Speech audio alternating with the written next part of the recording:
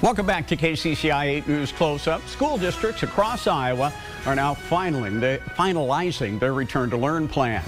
KCCI Cynthia Fodor recently spoke with West Des Moines Superintendent Dr. Lisa Ramey about the challenges the district is facing this fall. If you could just tell us about the return to learn plan for West Des Moines and what this school year will look like.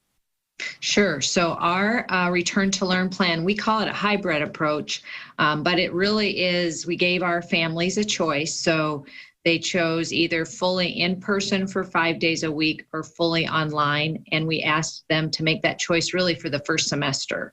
And in the end, we had about 75% who chose on-site or in person and 25% online. Those numbers continue to shift a little bit, but right now, that's where we're sitting. And a lot of people don't understand that the state and the governor has said that it is up to the parents to decide, correct?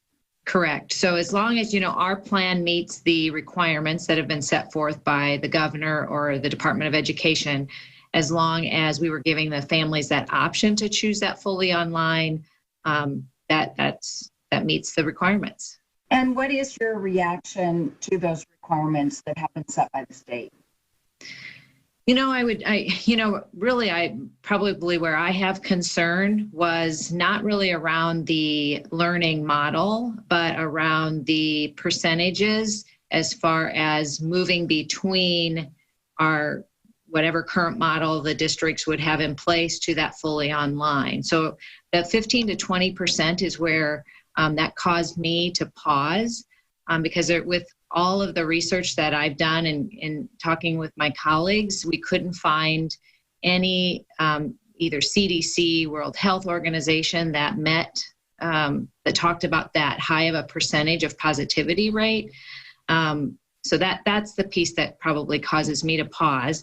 And our Board of Education determined and directed me to create our own matrix for moving between our current model to online, whether that be a classroom, building, and or district. And so they approved that matrix at our August 10th board meeting.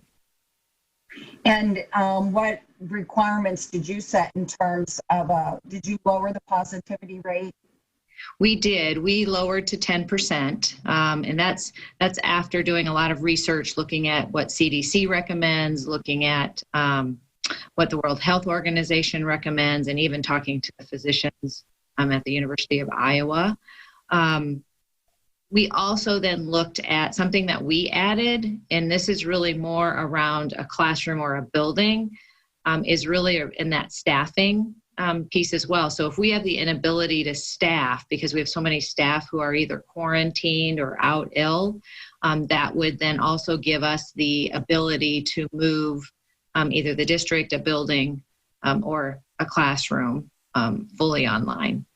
So is your plan a 10% positivity rate plus still the 10% absenteeism required by the state? So we are also looking at absenteeism as well for student absenteeism. We didn't put a percentage on staff absenteeism. It really is about the ability to staff. So if it's teachers and we have substitutes and we can continue to move forward, we will. But even looking at the ability to transport students. So if all of a sudden we don't have enough bus drivers, for example, that creates challenges. Or if our nutrition workers aren't able to be here and we don't have the subs that could follow up for them or fill in for those spaces. So we really looked at all staff, whether it be in the classroom staff or staffing in other departments that allow us to run school smoothly. And I mean, this is all very complicated, I imagine, from the administration's point of view, because you have to have backup plan after backup plan depending on what happens. Right. It's really complicated. And as we look at, our current return to learn plan, I do believe was the right plan for our families. But I don't know that everybody understands the work that it goes into to shift staff and to have staff then that will be dedicated fully online for those grade levels at the elementary or classes at the high school that we can. but then also to meet the needs of our staff members. So we have staff members who have accommodation requests as well. And so how do we match up, the requests that we have from our families, the requests that we have from staff members, and try to provide the highest quality educational program that we can. So it's it's very complicated and a lot of moving pieces. We wrap up our conversation with West Des Moines School Superintendent Dr. Lisa Ramey right after this. Unacceptable. A surge of sexual assault.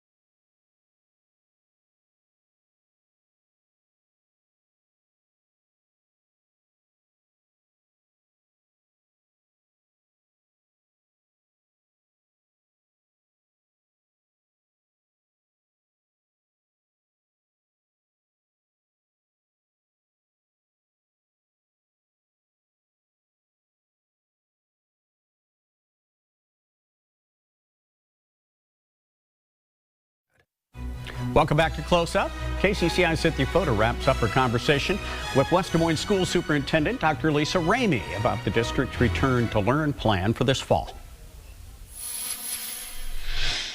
Are you going to have some teachers working from home still? So you have some that aren't part of the mix in the building in case you do have to quarantine those in the building?